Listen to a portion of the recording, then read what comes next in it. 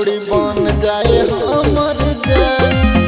बाबा कर कुछ ऐसन काम, छौड़ी बन जाए हमर जान।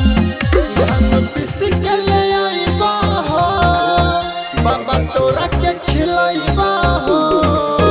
बस करो ये तने एहसान, छौड़ी बन जाए हमर जान। बाबा कर कुछ ऐसन काम, छौड़ी बन जाए इनकर जान।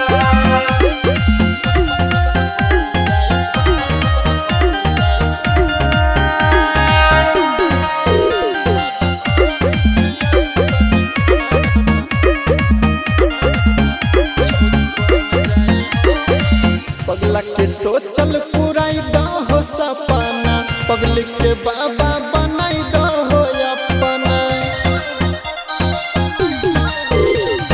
जैसे रचैल हो गौरा जी से सदिया, वैसे बाबा हमर खेल दो हो भगिया। हमर चैन चुरावई हो, बाबा दिलावा के भावई हो।